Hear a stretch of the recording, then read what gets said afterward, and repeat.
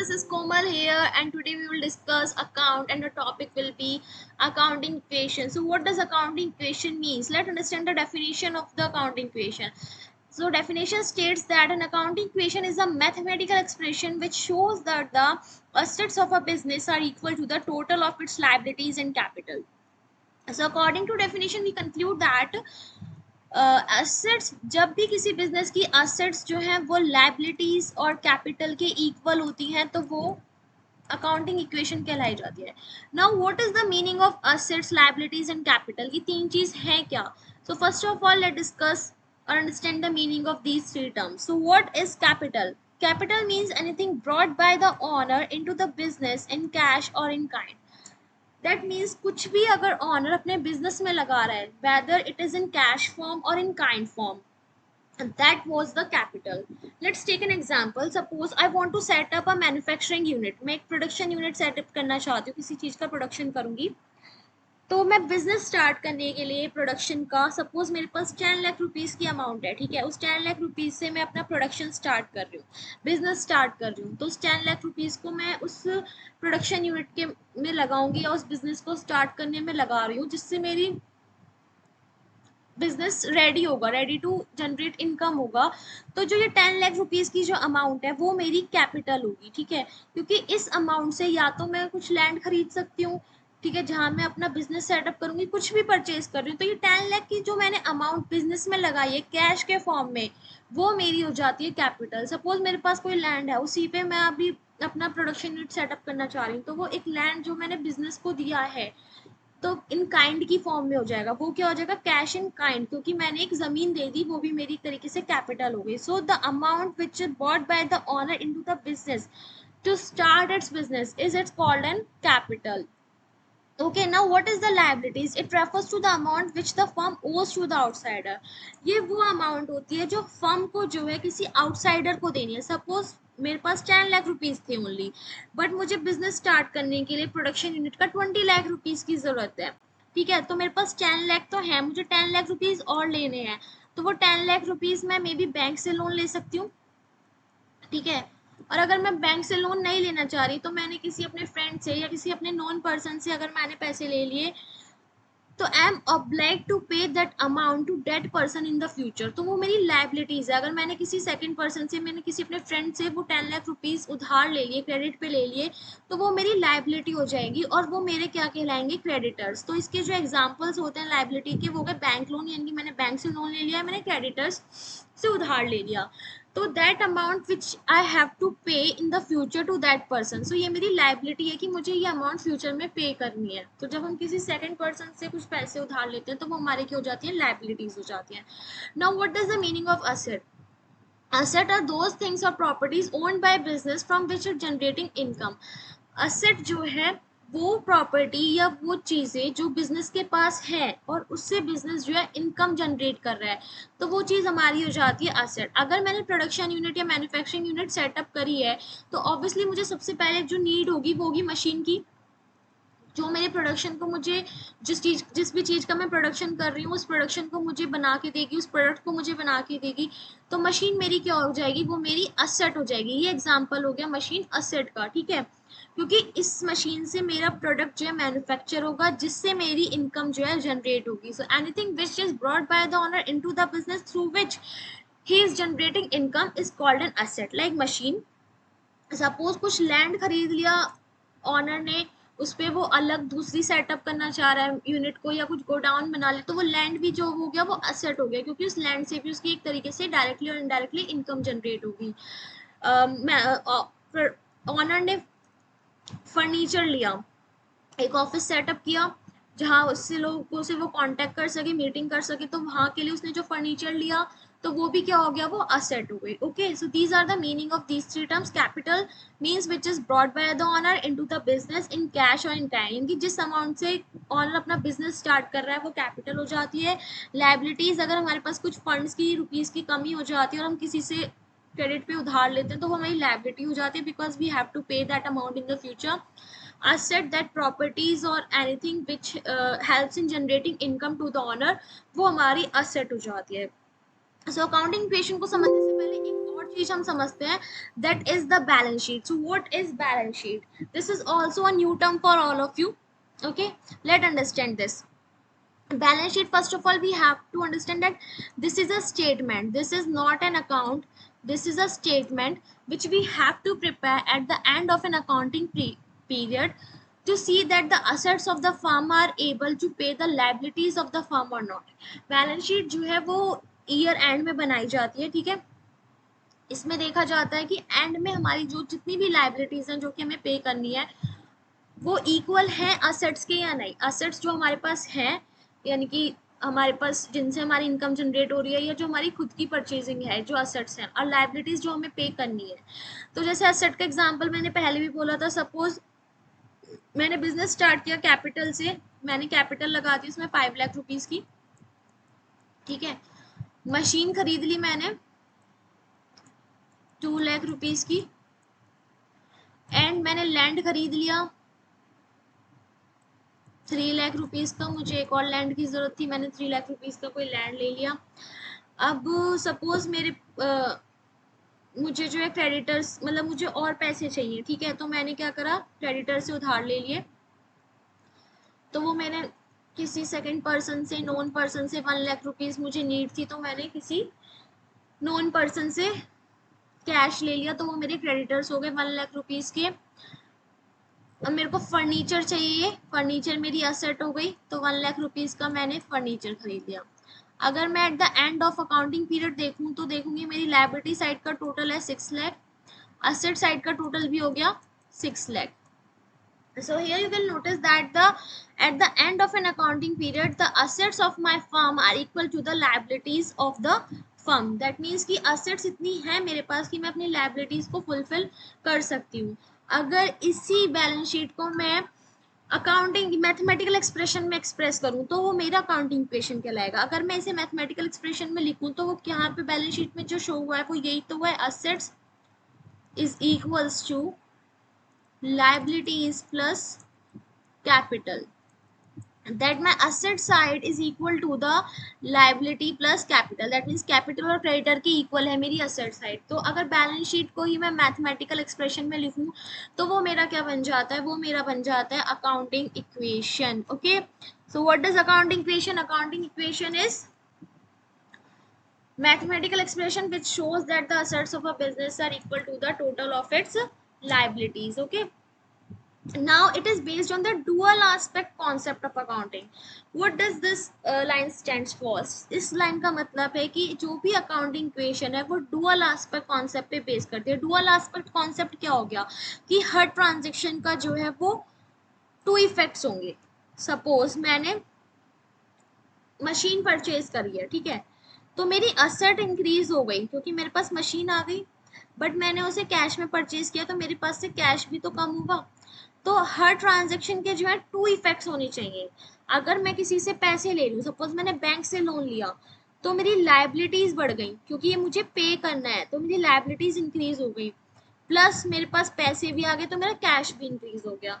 सो इसका भी हर ट्रांजेक्शन का देखा कि 2 इफेक्ट्स हो रहे हैं, या तो कुछ किसी पे डिक्रीज हो रहा है या किसी पे इंक्रीज हो रहा है.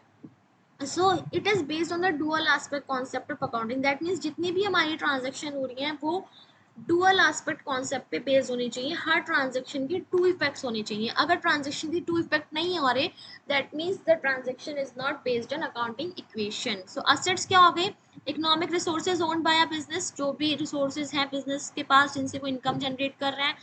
लायबिलिटीज द फाइनेंशियल ऑब्लिगेशन और डेट ऑफ अ बिजनेस, जो भी बिजनेस की फाइनेंशियल ऑब्लिगेशन है that the business has to pay in the future, वो हो जाती है लायबिलिटीज.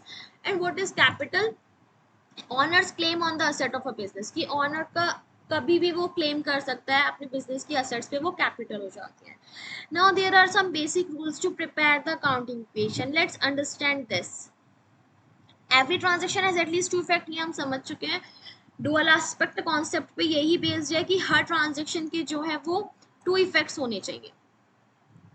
अगर हम कुछ भी मशीन परचेज कर रहे हैं तो 2 इफेक्ट हमारे ये हो गए कि कैश हमारा डिक्रीज हो रहा है क्योंकि हमने कैश पैसे दिए हैं, और हमारी असेट बढ़ रही है क्योंकि हमारे पास मशीन आ गई. Every expenses will be deducted from capital and every income will be added to the capital. This is the very important point. जो भी हमने कैपिटल इंट्रोड्यूस करी है बिजनेस में, ऑब्वियसली जो भी हम खर्चे करेंगे हम उस कैपिटल में से ही करेंगे, ठीक है। जितने भी हम खर्चे करेंगे हम उस कैपिटल में से करेंगे। अगर मेरी कैपिटल 10 लाख रुपीज की है और मेरे एक्सपेंसेस मैं कर रही हूँ 5 लाख रुपीज की, तो मैं ये कैपिटल में से माइनस कर दूंगी 5 लाख रुपीज, क्योंकि ये अमाउंट वो है जो मैंने बिजनेस में लगाई। तो ऑब्वियसली जो भी मैं खर्चे करूंगी वो मैं एक्सपेंसेस जो है इसी में से ही करूंगी, और जो भी मेरी इनकम होगी उसे मैं कैपिटल में ऐड कर दूंगी। अगर जो भी मेरी इनकम है वो मैं कैपिटल में ऐड कर दूंगी, और जो मेरे एक्सपेंसेस हैं वो माइनस कर दूंगी, क्योंकि जो भी मेरे पास इनकम होगी उससे मैं अपना बिजनेस एक्सटेंड करूंगी, उसे बिजनेस में लगाऊंगी, तो वो एक तरीके से कैपिटल में ऐड होती रहेगी। So every expenses will be deducted from capital and every income will be added to the capital. And the equation should always be matched. Equations जो हमारी हमेशा मैच होनी चाहिए। जो भी हमारी इक्वेशन थी accounting equation, that is asset is equals to liabilities plus capital, तो ये जो इक्वेशन है वो at the end of an accounting period match होनी चाहिए, ठीक है। अगर ये इक्वेशन मैच हो जाती है, दैट मीन्स हमने जो अकाउंटिंग इक्वेशंस हैं, जितनी भी ट्रांजेक्शन्स हमारी हैं, उन्हें हमने बहुत अच्छे से रिकॉर्ड किया है। So let understand the question. First of all, we will see what is the format to prepare the accounting equation. Accounting equation को prepare करने का format क्या होता है? So this is the format to prepare the accounting equation. Here we record the transactions. जो भी हमारी transactions हैं उन्हें हम यहाँ note down करते हैं। इधर हम असेट्स लिखते हैं। जो भी हमारी असेट, सपोज कैश डिक्रीज हो रहा है तो यहाँ कैश का कॉलम बना के मैं लिख दूंगी। यहाँ मेरा स्टॉक बढ़ रहा है, कुछ मशीनरी आ रही है मेरे पास, फर्नीचर आ रहा है, तो मैं उन सबको कॉलम्स बना बना के ऐड करती रहूंगी। यहाँ जो भी मेरी लाइबिलिटीज हैं उन्हें मैं शो करूंगी, और यहाँ जो मेरी कैपिटल है उसे शो करूंगी। एट द एंड मेरी जो अकाउंटिंग क्वेश्चन है वो मैच होनी चाहिए। Let's understand the question. Okay, here prepare the accounting equation on the basis of the following। In basis पे अकाउंटिंग इक्वेशन को प्रिपेयर करना है। So let's start. Started business with cash rupees 70,000। 70,000 से business जो है start किया है। Okay, सो इसका सबसे पहले हम ट्रांजेक्शन इफेक्ट देखते हैं क्या होता है। Started business with cash, that means क्या हो गया, कैपिटल हो गई हमारी, तो कैपिटल हमारी इंक्रीज हो गई कितने से, क्योंकि बिजनेस स्टार्ट जो कर रहे हैं तो जो अमाउंट ऑनर लाता है बिजनेस को स्टार्ट करने के लिए वो कैपिटल हो जाती है। तो कैपिटल 70,000 से इंक्रीज हो गई, प्लस हमारा कैश इंक्रीज हो गया 70,000 से, क्योंकि बिजनेस में हम लगा रहे हैं, ठीक है। तो ये मेरा कैश जा रहा एड अप हो रहा है मेरे बिजनेस में, और कैपिटल मेरी ऐड हो रही है। तो इसे रिकॉर्ड कैसे करेंगे हम। Started business with cash, here we will note our transaction. Cash के कॉलम में मैं 70,000 प्लस में शो कर दूंगी, क्योंकि मेरी यहाँ इंक्रीज हो रहा है, और मेरा लाइबिलिटी पे अभी कोई इफेक्ट नहीं पड़ रहा, तो वहाँ मैं जीरो शो कर दूंगी। और कैपिटल मेरी 70,000 की इंक्रीज हो रही है, तो मैं कैपिटल शो कर दूंगी प्लस में। Now let's take a second equation. Credit purchases of goods rupees 18,000। Credit मतलब कि मैंने कुछ गुड्स परचेज करा है, कुछ चीज परचेज करी है, उसके मैंने कैश पेमेंट नहीं करा, मैंने भी उधार पे लिया है वो, तो क्या होगा मेरा, ठीक है। सबसे पहली चीज, मैंने गुड्स परचेज करे हैं, गुड्स को हम स्टॉक भी बोल देते हैं, ठीक है, स्टॉक भी बोल देते हैं इसे। गुड्स परचेज करें तो मेरा स्टॉक इंक्रीज हो गया कितनी रुपीज से, 18,000 रुपीज से मेरा स्टॉक जो है वो इंक्रीज हो गया। लेकिन जो मैंने क्रेडिट परचेज करा है, क्रेडिट परचेज का है यानी कि मेरे को ये अमाउंट जो 18,000 रुपीज की मैंने भी पे नहीं करी, तो मुझे फ्यूचर में ये अमाउंट पे करनी पड़ेगी। तो ये लाइबिलिटी हो गई मेरी कितनी रुपीज की, 18,000 रुपीज की, क्योंकि this is the amount which we have to pay in the future to the owner. So that the credit purchase of goods में हमने ट्रांजेक्शन नोट करी, कैश हमारा कुछ नहीं हो रहा क्योंकि मैंने ये कैश परचेज नहीं करी, क्रेडिट परचेज करी, तो यहाँ मैंने जीरो लिख दिया। यहाँ पे मैंने एक कॉलम बनाया स्टॉक का, उसमें मैंने 18,000 प्लस कर दिए। ओके, नाउ मेरी लाइबिलिटी बढ़ गई है, ठीक है, लाइबिलिटी मेरी बढ़ रही है, क्योंकि मुझे ये 18,000 रुपीज फ्यूचर में पे करना है, तो मेरी लाइबिलिटी बढ़ गई, तो मैं लाइबिलिटी में प्लस में शो कर दूंगी 18,000 रुपीज। कैपिटल पे मेरा कोई भी इफेक्ट नहीं होगा। Okay, got it this transaction. अगर मैं ये गुड्स कैश में परचेज करती तो मैं यहाँ पे माइनस 18,000 रुपीज कर देती, क्योंकि मेरे पास से कैश चला जाता और लाइबिलिटी मेरी जीरो होती। बट मैंने कैश पेमेंट नहीं करी तो मेरी लाइबिलिटी इंक्रीज हो गई 18,000 से, और गुड्स इंक्रीज हो गए 18,000 से। Now payment made to creditors. अब क्या किया, अब हमने पेमेंट कर दी कुछ दिनों बाद, मे बी 1 वीक बाद और फ्यू डेज लेटर हमने पेमेंट कर दी, जो हमने गुड्स खरीदे थे उनकी हमने पेमेंट कर दी। तो क्या हुआ, सबसे पहले तो वो मेरी लायबिलिटी कम हो गई, ठीक है। जो मेरी लाइबिलिटी यहाँ बढ़ रही थी 18,000 रुपीज़ की, ठीक है, वो मेरी यहाँ माइनस हो जाएगी क्योंकि ये मैंने पे कर दिए, ठीक है। और मेरा क्या होगा, कैश डिक्रीज हो जाएगा मेरे पास से, क्योंकि अब मैं कैश पेमेंट कर रही हूँ यहाँ पे, तो मेरे पास से कैश जा रहा है, ठीक है। गुड्स तो मेरे पास पहले ही आ गए, गुड्स पे तो कोई इफेक्ट नहीं हुआ, गुड्स तो मेरे पास पहले आ गए जिसका इफेक्ट मैंने रिकॉर्ड कर दिया। यहाँ पे क्या है, मैंने कैश पेमेंट करी है तो कैश मेरे पास से गया, तो ये -18,000 हो गया। एंड मेरी लाइबिलिटी जो थी 18,000 की जो बढ़ गई थी वो भी कम हो गई, क्योंकि अब जो मेरा that amount which we have to pay वो मैं पे कर चुकी हूँ, तो ये मेरी माइनस में हो गई। तो इसे कैसे रिकॉर्ड करेंगे, payment made to creditors, cash में हम माइनस में शो करेंगे क्योंकि मेरे पास से इस वक्त कैश जा रहा है। उस टाइम पे कैश आ रहा था तो प्लस में शो किया था, इस टाइम पे कैश जा रहा है तो माइनस में शो कर रहे हैं। स्टॉक पे कोई इफेक्ट नहीं क्योंकि स्टॉक मेरा पहले ही आ गया, मैं इस ट्रांजेक्शन को रिकॉर्ड कर चुकी हूँ। लाइबिलिटी जो मैंने यहाँ प्लस में शो करी थी क्योंकि उस टाइम मेरे को पे करनी थी फ्यूचर में, तो ये मेरे इंक्रीज हो गई थी, अब मेरी डिक्रीज हो गई क्योंकि ये मैंने पे कर दिया। तो मैं यहाँ पे माइनस का साइन लगा के शो करूंगी, -18,000, कैपिटल विल बिकम 0 क्योंकि उस पर कोई इफेक्ट नहीं पड़ रहा। Now see the last transaction, purchase of machinery for cash 20,000 rupees. अब हम मशीनरी परचेज कर रहे हैं कैश में, यहाँ पे क्या कर रहे हैं हम, कैश में।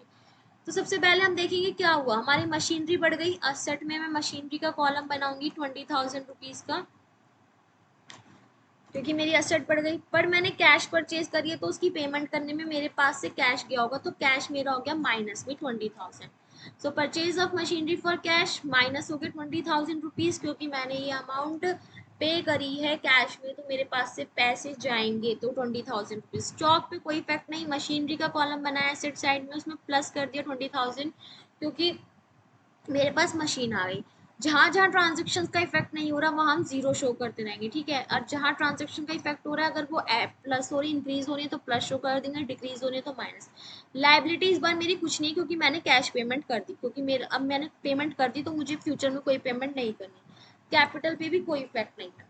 लास्ट में मैं न्यू इक्वेशंस लिख के यहाँ पे इस साइड का टोटल करूंगी, कैश साइड का टोटल हो गया 32,000 प्लस के, ठीक है, प्लस माइनस माइनस 32,000। स्टॉक में सारी ट्रांजेक्शन जीरो थी, सिर्फ एक, तो प्लस 18,000। Machinery plus 20,000। लाइबिलिटी मेरी यहाँ प्लस में हुई थी, यहाँ माइनस में हो गई तो जीरो हो गई। जितनी लाइबिलिटी थी वो मैंने पे कर दी तो मेरी लाइबिलिटी जीरो हो गई।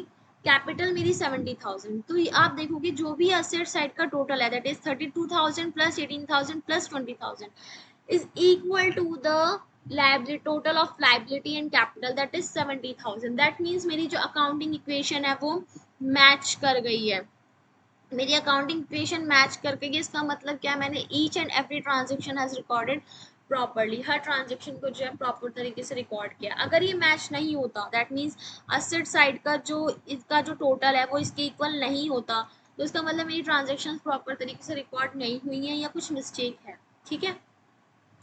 Now let's solve another equation. Prepare the account equation from the following transactions, such as started business and reduce the capital of 1 lakh rupees in cash.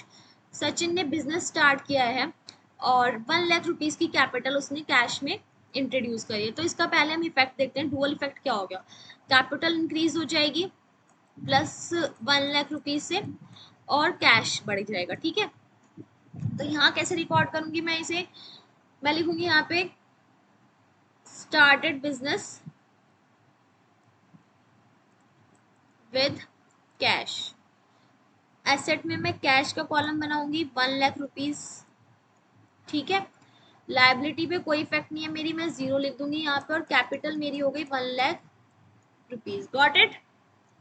Now the second equation, purchase goods in cash. Goods को मैंने बोला था आपसे हम stock भी बोल देते हैं, ठीक है। गुड्स को मैंने बोला था स्टॉक बोलते हैं हम, ठीक है। तो यहाँ पे मैंने स्टॉक लिखने है, ऐसे गुड्स कैश में परचेज करें तो क्या हुआ, स्टॉक मेरा इंक्रीज हो जाएगा। कैश परचेज करिए तो खरीदा है कुछ तो पैसे दिए हैं तो पैसे मेरे पास से जाएंगे, तो कैश क्या हो जाएगा मेरा, माइनस हो जाएगा।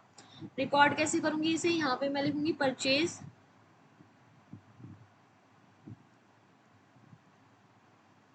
Goods in cash. कैश मेरा माइनस हो रहा है 50,000 रुपीज से। यहाँ पे मैं एक कॉलम बनाऊंगी स्टॉक का, ठीक है। फर्स्ट ट्रांजेक्शन पे स्टॉक पे कोई इफेक्ट नहीं था, जीरो शो कर देंगे। स्टॉक इस बार मेरा इंक्रीज हो गया, देखा इसके डुअल इफेक्ट क्या हो गए, असेट साइड में डुअल इफेक्ट हुआ है, लेकिन एक स्टॉक बढ़ गया पर कैश डिक्रीज हो गया। ओके, लाइबिलिटी पे कोई इफेक्ट नहीं है, कैपिटल पे कोई इफेक्ट नहीं है, तो यहाँ हम जीरो शो कर देंगे। Now third transaction, purchase furniture from messrs Samrat furniture 20,000 rupees की, हमने फर्नीचर परचेज किया है। अब इस ट्रांजेक्शन में हमें ये मेंशन नहीं है whether this is a cash purchase और अ क्रेडिट परचेज, ये हमें मेंशन नहीं है कि क्रेडिट परचेज है कैश परचेज है। So until and unless it is not mentioned that we purchase the goods or furniture from cash or credit, we assume that this is a credit purchase. जब तक हमें mention नहीं है तब इसे हम क्या अज्यूम करेंगे, इसे हम क्रेडिट परचेज अज्यूम करेंगे। ठीक है, तो क्रेडिट परचेज अगर मैं इसे मान रही हूँ तो क्या होगा, मेरे पास असेट में फर्नीचर बढ़ जाएगा, मेरे को एक कॉलम बनाना पड़ेगा फर्नीचर का, और मेरी क्योंकि ये कैश परचेज नहीं क्रेडिट परचेज से उधार पे लिया है तो मेरी क्या हो जाएंगी, लाइबिलिटी बढ़ जाएंगी उतनी अमाउंट से, फर्नीचर इंक्रीज होगा और लाइबिलिटी इंक्रीज होगी। रिकॉर्ड करते हैं इस ट्रांजेक्शन को, परचेज्ड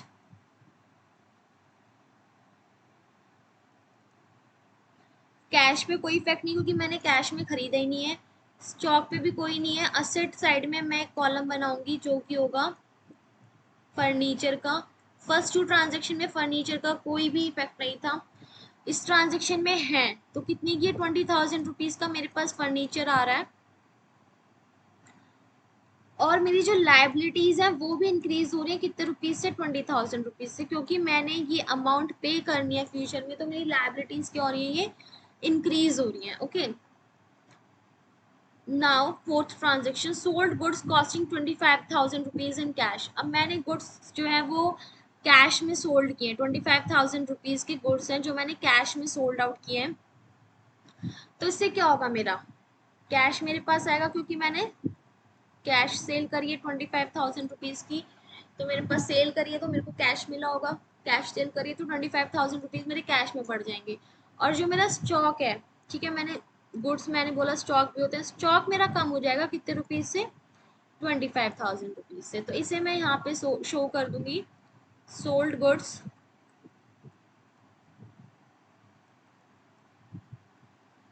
25,000 रुपीज से मेरा कैश प्लस हो गया, यस 25,000 रुपीज से कैश मेरा प्लस हो गया। ठीक है, क्योंकि मैंने गुड्स सोल्ड किया मेरे पास आया, और जो मेरे पास स्टॉक था क्योंकि मैंने गुड्स बेच दिए थोड़े से तो मेरा स्टॉक कम हो गया होगा, 25 था जो मेरा स्टॉक 50,000 का था वो 25,000 का मैंने सोल्ड कर दिया, उसमें से तो 25,000 रुपीज कम कर दूंगी। फर्नीचर पे कोई इफेक्ट नहीं, लाइबिलिटी पे कोई इफेक्ट नहीं, कैपिटल पे कोई इफेक्ट नहीं, तो इन्हें हम जीरो शो कर देंगे। Now the last transaction says that paid मैसर सम्राट फर्नीचर्स इन कैश, यहाँ पे हमने मैसर सम्राट फर्नीचर को पे कर दिया कैश में, दैट मीन्स जो हमने थर्ड ट्रांजेक्शन में क्रेडिट परचेज करे थे गुड्स अब उन्हें हम पेमेंट कर रहे हैं, तो पेमेंट कर रहे हैं तो ऑब्वियसली कैश में पेमेंट कर रहे हैं इस बार, उस टाइम पे मेंशन नहीं था तो हमने अज्यूम करा था कि क्रेडिट परचेज है, जब तक मेंशन नहीं है कि ये कैश में है तो हम क्रेडिट अज्यूम करते हैं। तो अब हम पेमेंट कर रहे हैं तो ऑब्वियसली कैश जाएगा हमारे पास से, तो कैश मेरा माइनस हो जाएगा 20,000 रुपीज से, और जो मेरी लाइबिलिटी है जो कि मैंने वहां पे एड अप शो करी थी क्योंकि मुझे फ्यूचर में पे करनी थी वो भी कम हो जाएगी, तो लाइबिलिटी और कैश दोनों 20,000 रुपीज से डिक्रीज हो जाएंगे। तो यहाँ मैं शो करूंगी पेड मैसर्स सम्राट फर्नीचर, कैश 20,000 रुपीज से कम हो जाएगा, स्टॉक पे कोई इफेक्ट नहीं, फर्नीचर पे कोई इफेक्ट नहीं, जो लाइबिलिटीज हैं वो भी मेरी 20,000 रुपीज से डिक्रीज हो जाएंगी क्योंकि यहाँ मेरी लाइबिलिटी प्लस हुई थी, यहाँ मेरा फर्नीचर इंक्रीज हुआ था। अब मैं पेमेंट कर लूँ तो पेमेंट में मेरा फर्नीचर तो मेरे पास है, उसका तो इफेक्ट रिकॉर्ड कर दिया मैंने, अब मेरा कैश कम हो रहा है तो मैंने कैश शो कर दिया माइनस में, और लाइबिलिटी भी मेरी पूरी हो गई तो वो भी मैंने शो कर दी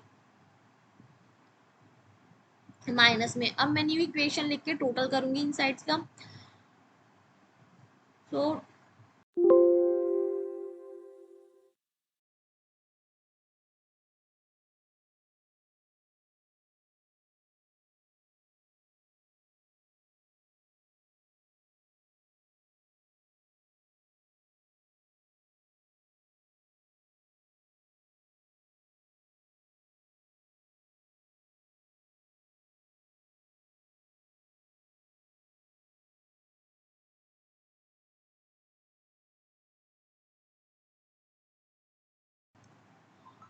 तो यहाँ पे जो होगा वो मेरा हो जाएगा इस साइड का जो टोटल हो जाएगा वो हो जाएगा इधर लाइबिलिटी साइड का प्लस में 20,000 थी, या माइनस में 20,000 हो गई, जीरो हो गई। कैपिटल मेरी 1,00,000 रुपीज़ की हो जाएगी, ठीक है। इस साइड का टोटल 1,00,000 रुपीज़ हो गया।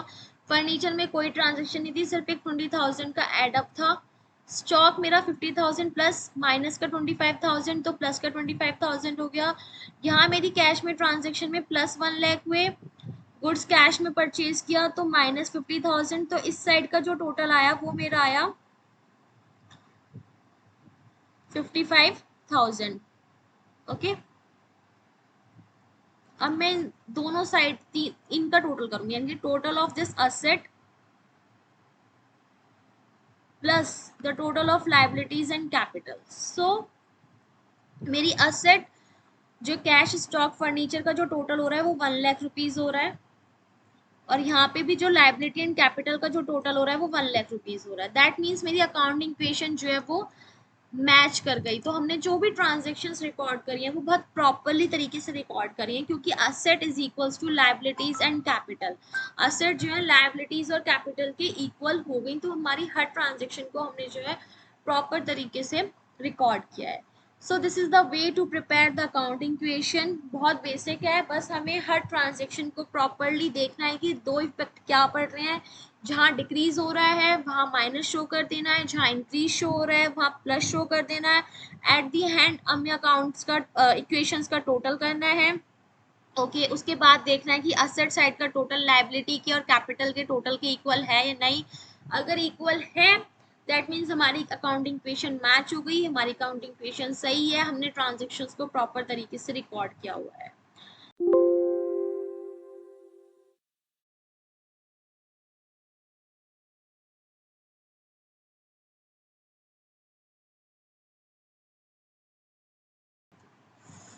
Hope you understand all the meaning of accounting equation and how we record it. If you love the accounting equation or understand it, so please don't forget to like my channel and video, and thank you.